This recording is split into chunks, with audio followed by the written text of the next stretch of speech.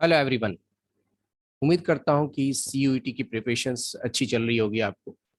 और धीरे धीरे धीरे इसकी समय कम होता जा रहा है और 6 वीक्स बचे हैं, लगभग 6 वीक्स बचे हैं। और अभी मैं नोटिफिकेशन देख रहा था कल, तो लगता है कि इसकी रजिस्ट्रेशन की डेट एक्सटेंड कर दी गई है और आपका कल तक शायद इसमें रजिस्ट्रेशन होनी है। और बेटा, अब तक सीयूईटी में रजिस्ट्रेशन हमें लग रहा है कि 10 लाख से ऊपर चले गए हैं। न्यूज में भी ऐसी दी जा रही है कि सबसे ज्यादा अगर फॉर्म फिलअप की जा रही है तो सेंट्रल यूनिवर्सिटी के एग्जामिनेशन के लिए, सीयूईटी के लिए, पेपर की तैयारी के लिए फॉर्म फिलअप किए जा रहे हैं। तो मोर देन 10 लाख इसके फॉर्म फिलअप हो चुकी है। और सबसे ज्यादा क्यूरियोसिटी बच्चों के बीच में होती है कि हम दिल्ली यूनिवर्सिटी में कैसे हमारा सिलेक्शन हो जाए। तो मैं अपने सीरीज में अभी 3 डायमेंशनल कोऑर्डिनेट ज्योमेट्री चला रहा हूं, जिसमें पहली लेक्चर और दूसरी लेक्चर थोड़ी सी रही। अब आपकी तीसरी लेक्चर जारी है, उसमें मैं पहले थ्योरी पढ़ाऊंगा और फिर उसके हिसाब से थ्योरी के बाद इसमें क्वेश्चंस होंगे। राइट। आज की क्लास में, पिछली क्लास में हमने थ्योरी आपको पढ़ा रखा था। उसमें थ्योरी ये था कि find the equation of straight line passing through a point passing through a point that point is x1, y1, z1 and parallel to a given vector b।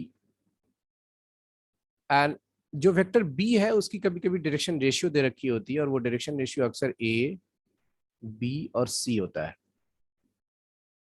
तो आप यहां पर ध्यान से देखेंगे, ये आपका जो है, जब डायरेक्शन रेशियो दे रखा होता है तो इसी इक्वेशन निकालने के लिए क्या करेंगे हम लोग? आर बराबर x1i, y1j और z1k इक्वेशन लिखते हो आप वेक्टर के रूप में। लेमडा बी लिखते हो आप। अगर इस वी वेक्टर की पैरेलल ये लाइन है और इसकी डायरेक्शन रेशियो दे रखी है, तो इसकी डायरेक्शन रेशियो भी सेम मानी जाएगी। तो आप वेक्टर बी की जगह पर ये भी लिख देते हो आप, x1i cap, y1j cap, z1k cap plus lambda A I cap, B J cap, C K cap. ये आपके पास है। ओके। अब अब सुनिए, अगर ये लाइन ओरिजिन से पास करता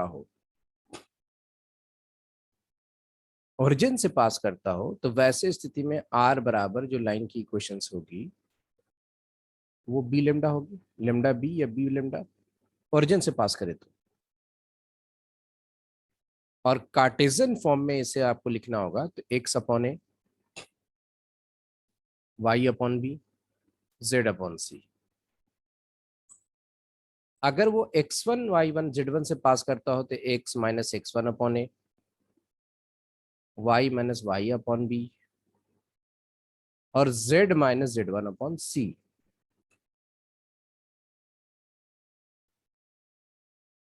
लेकिन अगर ओरिजिन से पास करता हो तो कार्टेशियन रूप में ये इक्वेशंस देंगे और वेक्टर के रूप में ये इक्वेशंस देंगे।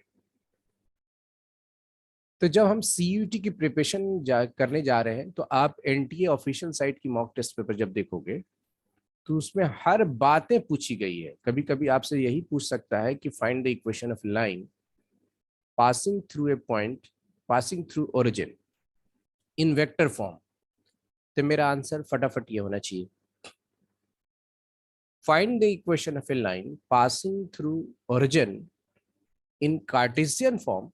मेरा आंसर ये होना चाहिए, find the equation of A line passing through a point x1 y1 z1। तो मेरा आंसर कार्टेशियन फॉर्म में ये होना चाहिए और वेक्टर फॉर्म में ये होना चाहिए। तो देखो, 4 पॉइंट निकल के इसमें आ रहे हैं।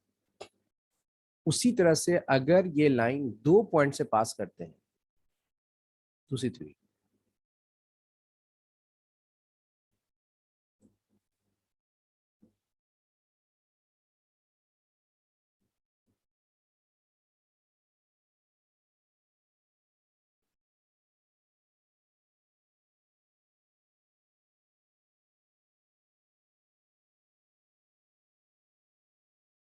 दूसरी, point number 2, find the equation of a line passing through 2 points.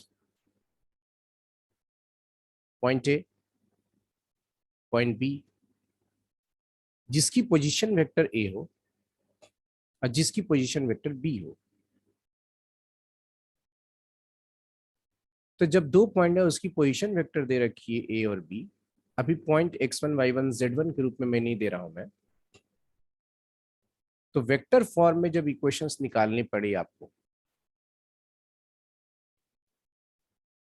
Vector form r is equal to a plus lambda b minus A, ये हो गया।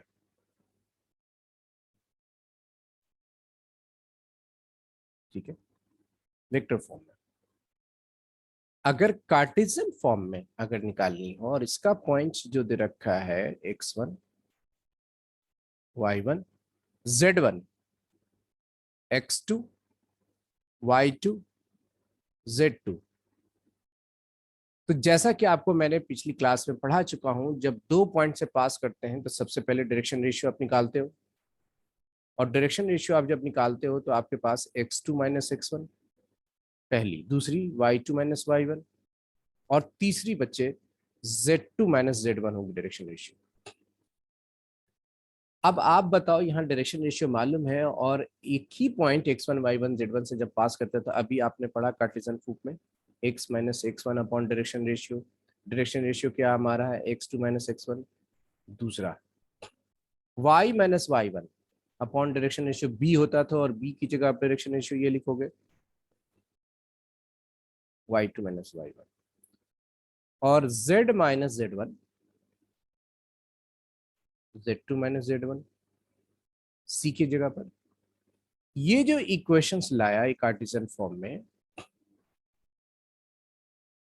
जब लाइन आपका दो पॉइंट से पास करते हो और दोनों पॉइंट आपका गिवन हो x1 y1 z1 और x2 y2 z2, ये आपका दे रखा है,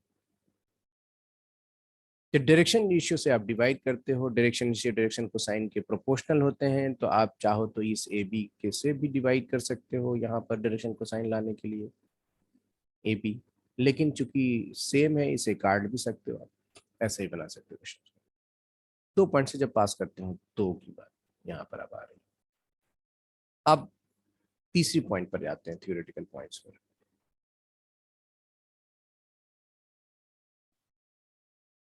shortest distance between two skew lines.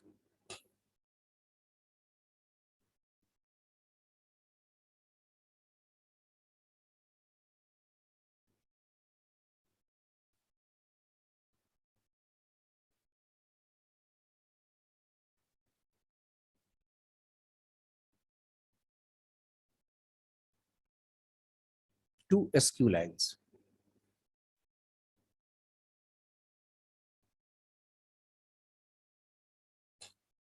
दो अलग अलग प्लेन्स पर लाइंस है, उसके बीच की शॉर्टेस्ट डिस्टेंस क्या होगी। तो फिगर ऐसे बना सकते हैं आप, यहाँ पर ये ऐसे एक लाइन है एक प्लेन में, और दूसरे प्लेन पर एक लाइन ऐसे, एक लाइन का नाम है L1 और दूसरे का L2, जो किसी न किसी पॉइंट से पास करता हो। ये इस पॉइंट से पास करता है जिसकी पोजीशन वेक्टर है A1, जिस पॉइंट से पास करता है इसकी पोजीशन वेक्टर है A2, और इसका नाम है L1 और इसका नाम है L2। L2, आप L2 L1 जो भी ऊपर में, ऊपर वाले को भी ऐसे दे सकते हो। तो शॉर्टेस्ट डिस्टेंस बेटा ये इसकी बीच में दूरी जो निकालनी होगी, ये दूरी परपेंडिकुलर डिस्टेंस होगी क्यू पी। ऊपर पी लिख दो, नीचे क्यू लिख दो, कोई दिक्कत नहीं। इससे शॉर्टेस्ट डिस्टेंस जब निकालनी होगी, पोजीशन वेक्टर आपको दे रखा है, जो लाइन A1 पॉइंट से पास करता हो और A2 पॉइंट से पास करता हो, तो उसकी शॉर्टेस्ट डिस्टेंस निकालने के लिए सबसे पहले लाइन की इक्वेशंस क्या होगी, लाइन की इक्वेशन क्या होगी, L1 की इक्वेशंस। सर L1 की इक्वेशंस क्या होगी, R1 is equal to A2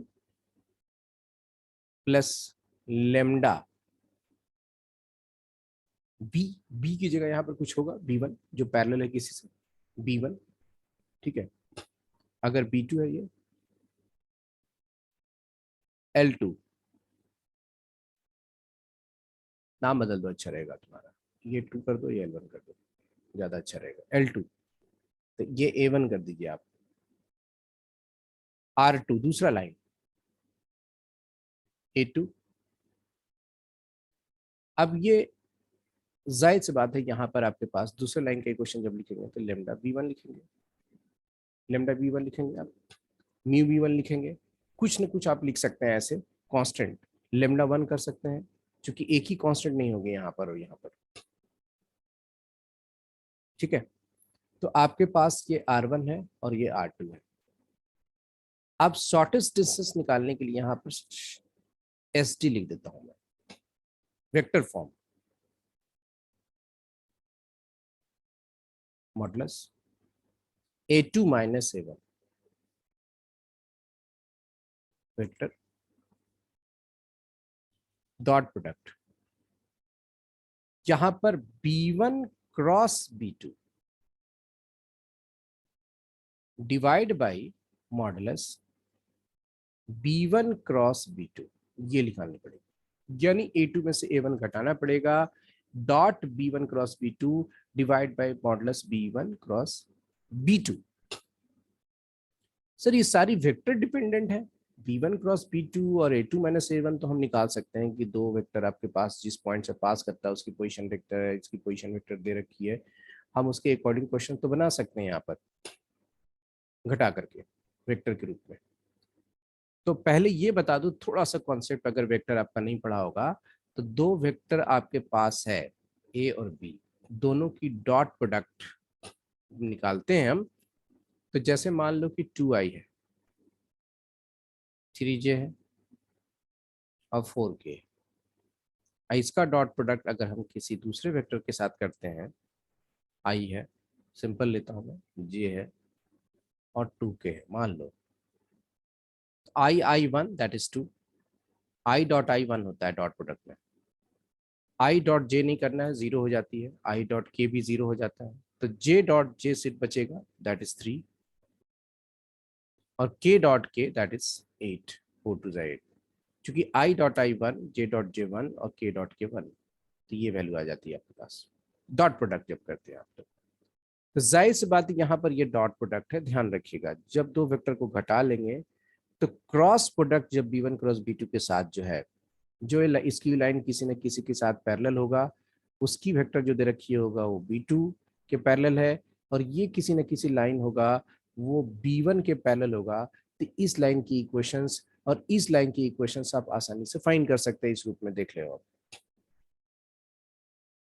अब B1 क्रॉस B2 की बारी आती है, जब B1 क्रॉस B2 की जब बारी आती है तो हम B1 क्रॉस B2 कैसे निकालते हैं। स्पष्ट है कि B1 क्रॉस B2 कहीं ना कहीं वेक्टर के रूप में आपको मिलेगी। B1 का मान मान लीजिए आपके पास है A1i, B1j, C1k, और B2 की वेक्टर दे रखा है मान लो A2i, B2j और C2k। जब आप B1 क्रॉस B2 निकालते हैं, आपको याद करा रहा हूं क्योंकि वेक्टर मान लो अगर नहीं पढ़ा है तो आप आसानी से इसको समझ सकते हो, ऐसे डिटरमिनेंट देना, यहां पर लिखना I cap, J cap, K cap पहले रो में, दूसरे रो में लिखना A1, B1 और C1, और फिर क्या लिखना है यहाँ पर A2, B2 और C2, राइट। अब इसको डिटरमिनेंट से एक्सपैंड करके जो निकालोगे तो एक वेक्टर के रूप में आई जे के रूप में जो वैल्यू मिलेगी वो B1 क्रॉस B2 की वैल्यू मिलेगी, मतलब B1 क्रॉस B2 का जो मान होगा एक वेक्टर आएगा आपका, कोई वैल्यू नहीं आएगी। जब किसी दो वेक्टर की डॉट प्रोडक्ट होता है तो एक वैल्यू आता है, और जब B1 क्रॉस B2 जब दो वेक्टर की क्रॉस प्रोडक्ट निकालते हैं तो तीसरा भी वेक्टर ही आता है जो इस दोनों पर परपेंडिकुलर होते हैं। चलिए parameter की बात नहीं करते हम, यहाँ पर वैल्यू आती है। सर आखिर इसकी मॉडुलस कैसे निकाली जाएगी? जब आई और प्लस जे और प्लस के रूप में मान लो आ जाता है B1 क्रॉस B2, तो इसकी मॉडुलस कैसे निकालते हैं? मॉडुलस का फॉर्मूला सीधा है, आई की जो कोफिशिएंट है उसका स्क्वायर, यहाँ पर 1 है, जे की कोफिशिएंट अगर 2 होगा तो इसका स्क्वायर, 3 होगा तो उसका स्क्वायर, अभी 1 है, के की कोफिशिएंट अभी भी 1 है, दैट इज √3। तो जब कोई दो वेक्टर की क्रॉस प्रोडक्ट आप निकालते हो तो उसकी मॉडुलस एक एब्सोल्यूट वैल्यू मिलती है, जबकि क्रॉस प्रोडक्ट जब निकालते हो तो एक वेक्टर के रूप में मिलता है। तो जब ये घटाओगे और जब दो वेक्टर को आपस में डॉट प्रोडक्ट करोगे तो स्पष्ट है कि कुछ ना कुछ वैल्यू आने वाली है डॉट प्रोडक्ट करोगे तो, और यहाँ तो वैल्यू है ही है। और जब डिवाइड कर दोगे, सॉल्व कर दोगे, तो कहीं ना कहीं डिस्टेंस आएगी और ये शॉर्टेस्ट डिस्टेंस कहलाएगा इसके बीच में।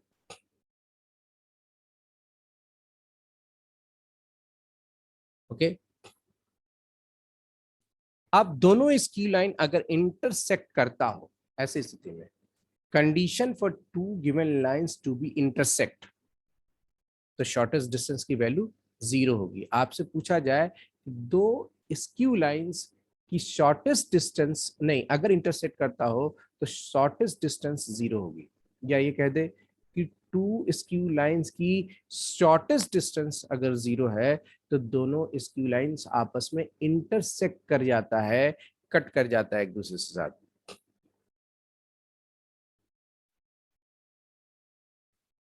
ओके,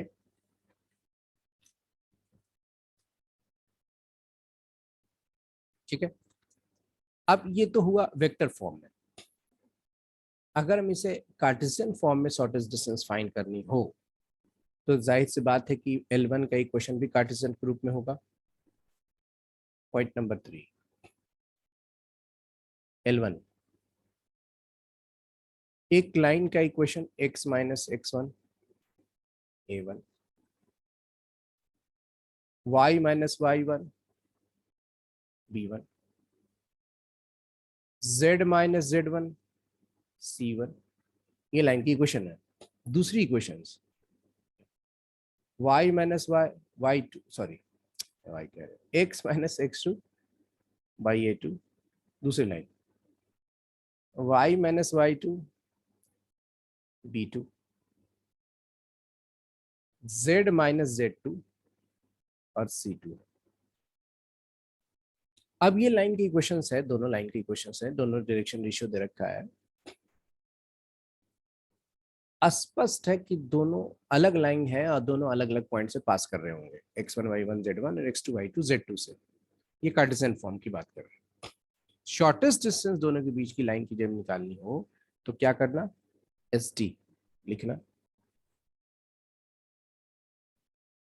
डिटरमिनेंट लिखना,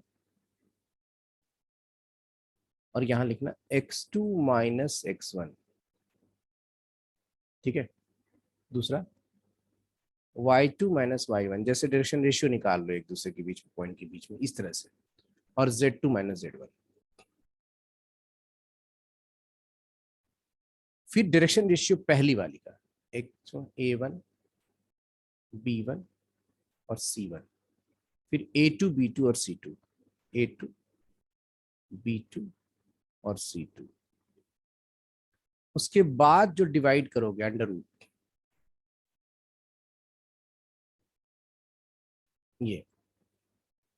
ये करना क्या, A1 ये, ध्यान से सुनोगे मेरी बात को अभी, ये मल्टीप्लाई जो होगी ये इससे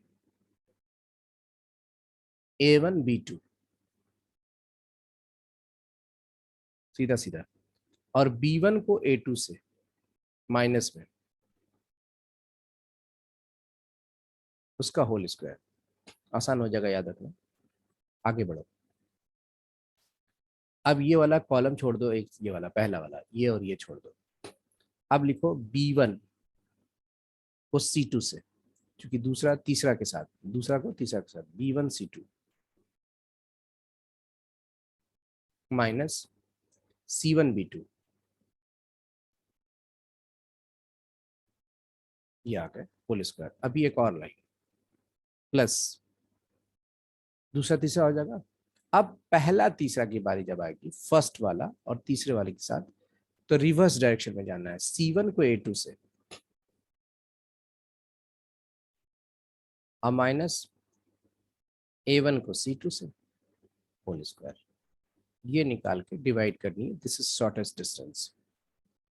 तो कार्टेशियन रूप में अगर मान लो कभी एग्जाम में क्वेश्चंस आ गया हो और दो स्क्यू लाइन की इक्वेशंस दे रखा हो, डायरेक्शन रेशियो दे रखा है, जिस जिस पॉइंट से पास कर रहा है 2 3 4 दे रखा है, ट्रीटमेंट की वैल्यू निकालिए और इसकी वैल्यू से डिवाइड कर दिए, आपको सॉल्व हो जाएगा क्वेश्चन। तो ये सब थोड़े बड़े होंगे, इस मेथड से बड़े, चूंकि आपको डिटरमिनेंट फाइंड करनी होगी, फिर आपको घटा करके स्क्वायर करके डिवाइड करना होगा। तो उससे अच्छा है कि आप वेक्टर फॉर्म, लेकिन अगर वेक्टर फॉर्म में नहीं दिया हो तो आपको तो बनानी पड़ेगी, कोई चारा नहीं है आपके पास।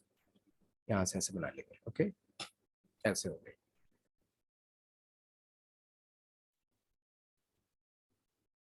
अब यहां भी है कि दो स्क्यू लाइन अगर इंटरसेक्ट करता है तो कार्टेशियन फॉर्म में क्या होना चाहिए। दो स्क्यू लाइन अगर इंटरसेक्ट करता है तो शॉर्टेस्ट डिस्टेंस जीरो होगी। तो शॉर्टेस्ट डिस्टेंस जब जीरो होगी तो इसकी जरूरत क्या है, जितना भी मान होगा ऊपर अगर जीरो आ जाए ये वाली वैल्यू, तो जीरो बाई समथिंग जीरो। कहने का मतलब है कि ये बराबर क्या होना चाहिए, जीरो, कार्टेशियन फॉर्म में। That is x2 minus x1, a1 a2, y2 minus y1,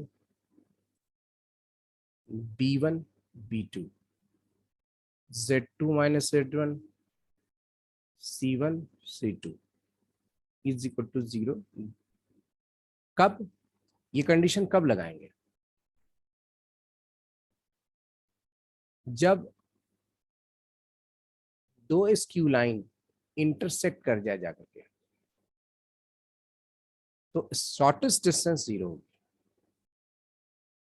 denominator की वैल्यू कुछ भी हो, ऊपर की वैल्यू जीरो है, जीरो बाय समथिंग जीरो, ये कंडीशन याद रखिए। ओके,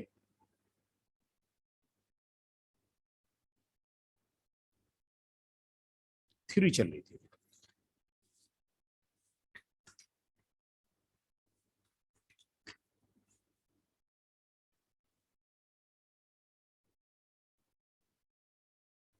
अब कुछ क्वेश्चंस देखते हैं हम लोग।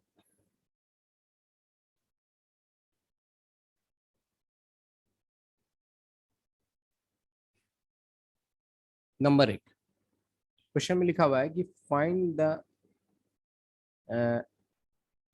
z coordinate. A point P lies on the line segment joining the points.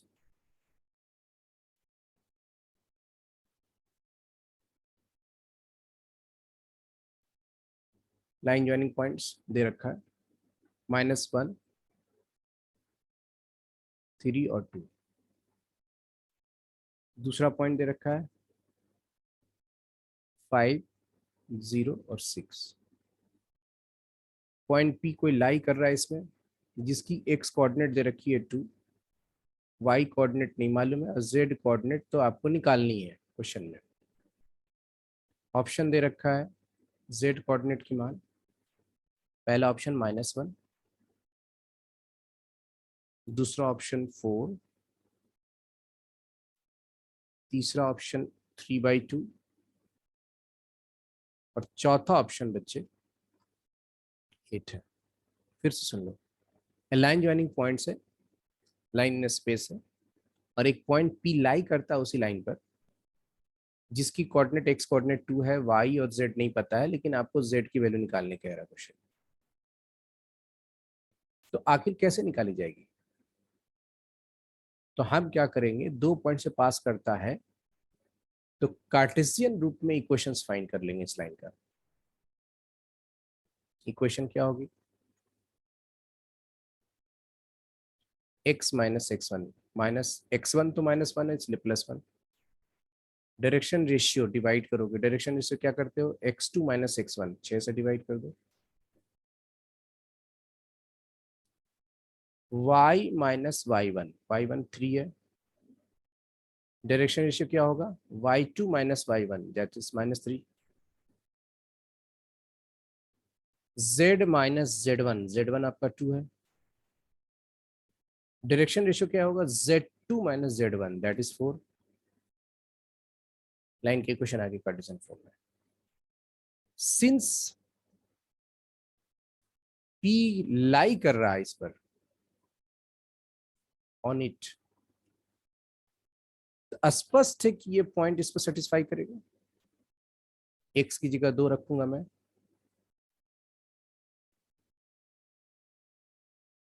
y की जगह y ही रखूंगा मैं, z की जगह z ही रखूंगा मैं। ये जब काटोगे तो 2 बचेगी। इसका मतलब 1/2 बराबर z माइनस 2/4। चूंकि इसे और इसे आपस में इक्वल लिख सकते हो, y की जरूरत नहीं है, कट कर दो, कैंसिल हो गया। 2 2 यहाँ लाओगे, z की वैल्यू 4। ऑप्शन आपके पास है, देखो कहाँ टिक लगाओगे आप। अब आप सोचो कहाँ टिक लगाना है, बी ऑप्शन। बहुत बड़ा नहीं बना। A line P lies on the line joining the points. P lies on the line joining the points. -1 3 2 5 0 6। Line के क्वेश्चन निकालो, P रख दो, Z की कोऑर्डिनेट फाइंड। है कि नहीं आसान। तो आप 30 सेकंड में क्वेश्चन बन जाएंगे अगर आपको कार्टेशियन फॉर्म में, वेक्टर फॉर्म में थ्योरी आपको पता है तो 3D आपको डराएगा नहीं। पॉइंट्स वाइज क्वेश्चन बनाते चलिए आप।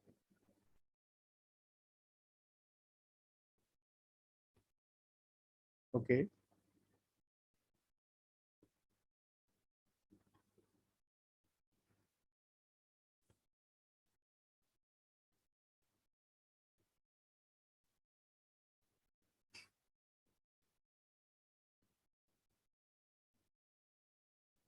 दूसरा क्वेश्चन।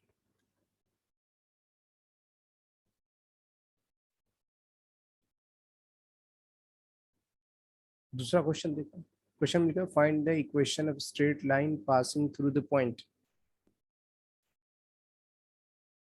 ए, बी और सी। ठीक है, and parallel to z axis. Z axis के पैरेलल है ये। जेड एक्सिस के जब पैरेलल है तो जेड एक्सिस की डायरेक्शन कोसाइन क्या होती है, हम जानते हैं कि direction cosine of z axis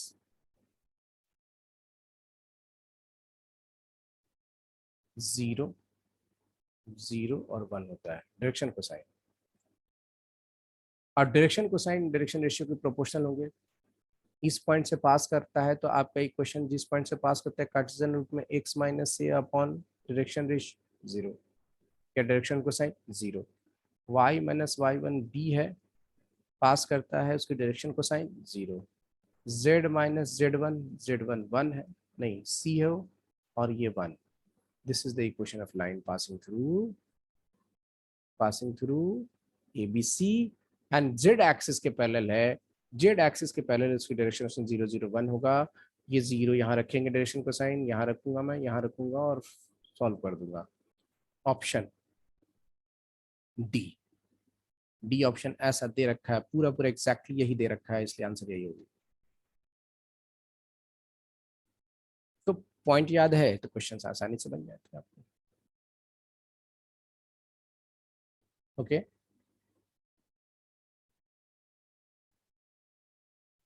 third question.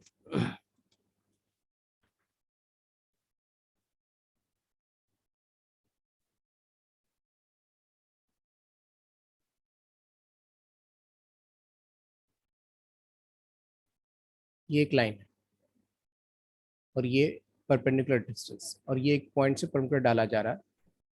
वो पॉइंट दे रखा है 1 2 -3।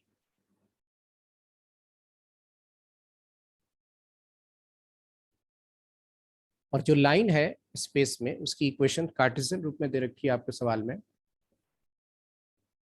x plus 1/2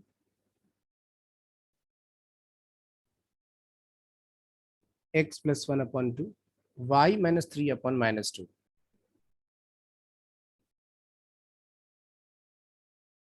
is equal to z by minus 1। आपसे सवाल कहता है कि क्वेश्चन कहता है फुट परमिटर निकालो, मतलब इसकी कोऑर्डिनेट निकालो, ये सवाल कहता है।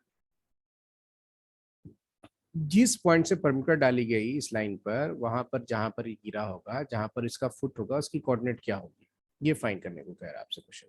Find the foot of perpendicular drawn from point 1 2 minus 3 on the line x plus 1 by 2 is equal to y minus 3 by minus 2 and z by, ये z है, ये 2 है। तो हम कैसे निकालते हैं इसकी कोऑर्डिनेट, जरा समझिएगा। हम क्या करते हैं, इस लाइन की इक्वेशन जो दिया हुआ है, इसकी आर्बिट्रेटरी पॉइंट तो कहीं ना कहीं होगी, यहाँ यहाँ यहाँ बहुत सारे पॉइंट्स होते हैं इस पर। तो यही पॉइंट अगर निकालना हो, इस आर्बिट्रेरी पॉइंट को निकालने का तरीका यह है कि इसको कुछ मान लो, तीनों इक्वेशन से बराबर, लेमडा मान लो, म्यू मान लो, पी मान लो। अब यहाँ से एक्स फाइंड करो, ऐसे एक्स प्लस 1/2, तरीका ये है। उसके बाद एक्स जब फाइंड करोगे तो देखो आसानी से 2 लेमडा लिखोगे और -1। उसी तरह से y जब निकालोगे तो -2 लेमडा, ध्यान से देख रहे हो, -2 लेमडा प्लस 3, y निकालोगे तो -2 लेमडा प्लस 3। z जब निकालोगे तो माइनस लेमडा। ये जो पॉइंट है, ये लेमडा के रूप में आपके पास यही कोऑर्डिनेट फुट परमिटर मिल जाएगी, ये यहाँ पर 2 लेमडा -1 -2 लेमडा प्लस 3, समझ रहे हैं, और माइनस लेमडा कॉमा। ये जो कोऑर्डिनेट आया तीनों, ये इसी का है जो मैंने घेर रहा हूँ बार बार इसको। अब जब तक लेमडा की वैल्यू नहीं पता होगी, आपको क्वेश्चन नहीं बनेगा। लेमडा निकाला कैसे जाएगा? सबसे पहले ये 2 पॉइंट हो गए आपके पास, ये मान लो P है और ये मान लो Q है। तो डायरेक्शन रेशियो जब आप PQ का निकालोगे तो कैसे निकालोगे? इतना में से याद है, ये x2 मानो, ये x1 मानो, घटाओगे तो 2 लेमडा -2 हो जाएगा, चूंकि -1 पहले से और घटा रहे हो 1 को तो -2। दूसरी डायरेक्शन रेशियो -2 लेमडा, 3 में से 2 घटाओगे तो +1, क्योंकि ये पूरा टर्म घटाओगे ना इससे, कॉमा। तीसरा माइनस लेमडा और माइनस माइनस +3। तो ये आपका डायरेक्शन रेशियो PQ है। और इस लाइन की, जो ये लाइन QL है, ये लाइन जो नीचे, ये इसकी डायरेक्शन रेशियो आपको पहले से दिया हुआ है, 2 -2 -1। दो लाइन जब परपेंडिकुलर होते हैं, जब परपेंडिकुलर होता है, ध्यान रखो, तो इसकी डायरेक्शन रेशियो और इसकी डायरेक्शन रेशियो की डॉट प्रोडक्ट का सम 0 होता है। 1 2 को इसके साथ जब मल्टीप्लाई करेंगे हम यहाँ पर, तो 4 लेमडा -4, देख लो पहली डायरेक्शन रेशियो 2 है, इसके साथ जब मल्टीप्लाई करेंगे तो 2 लेमडा -1, -2 को जब इससे मल्टीप्लाई करेंगे तो -4 लेमडा -2, और तीसरा डायरेक्शन रेशियो -1 जब इससे मल्टीप्लाई करूंगा मैं, आप देख रहे हो इससे मल्टीप्लाई करोगे तीसरा डायरेक्शन रेशियो को, तो चूंकि -1 है तो माइनस माइनस प्लस और -3 इज इक्वल टू 0। दोनों डायरेक्शन रेशियो की प्रोडक्ट का सम, फिर से देख लो, ये आपका डायरेक्शन रेशियो पहला है A1 और ये मान लो ये है A2, ये वाला टर्म इतना, तो मल्टीप्लाई करके और इसका दूसरे दूसरे के साथ तीसरे से बराबर 0 होगी। आप यहाँ गौर से देखोगे तो आपके पास थोड़ा सा ये लगता है माइनस माइनस प्लस हो जाएगा। अच्छा, दूसरा -2 है ना, तो -2 जब रखोगे तो माइनस माइनस तो प्लस ही हो जाएगा, सॉरी, और ये माइनस होगा, ठीक है। तो 9 लेमडा इज इक्वल टू, यहाँ -4 -2 -6 -9 आ गया, लेमडा की वैल्यू 1। अब बताओ लेमडा की वैल्यू जब 1 आ गई तो रख दोगे तो आंसर नहीं होगा ये। जब 1 यहाँ रखोगे तो 2 into 1 minus 1 that is 1, यहां रखोगे 1, तो -2 + 3 that is 1, यहां रखोगे तो -1, क्योंकि लेमडा की वैल्यू 1 आ गई, फुट ऑफ परपेंडिकुलर फाइंड हो गया। This is your answer. सबसे पहला काम क्या, आर्बिट्रेरी पॉइंट निकालना। आर्बिट्रेरी पॉइंट निकालने के लिए तीनों जो कार्टेशियन फॉर्म है, उसे लेमडा म्यू कुछ भी मान लो, और इसमें से एक्स फाइंड कर लो, वाई फाइंड कर लो, जेड फाइंड कर लो, और वो x y z arbitrary point होगी। दूसरी बात, जब आर्बिट्रेरी पॉइंट आ जाए तो पी क्यू का डायरेक्शन रेशियो निकालो, जैसे मैंने निकाला, और जो क्यू एल है उसकी डायरेक्शन जिसे ऑलरेडी दे रखा है, दोनों की प्रोडक्ट पहले पहले के साथ, दूसरे दूसरे के साथ, तीसरे तीसरे के साथ जब प्रोडक्ट करके सम करोगे तो 0 होगी, जिससे लेमडा की वैल्यू फाइंड हो जाएगी। और वो लेमडा की वैल्यू इस कोऑर्डिनेट में रख सकते हैं जो यहाँ रखा है, यहाँ रख लो एक वैल्यू एक्स की वैल्यू, यहाँ रख लो वाई की वैल्यू, और यहाँ रख लो जेड की वैल्यू आ जाएगी।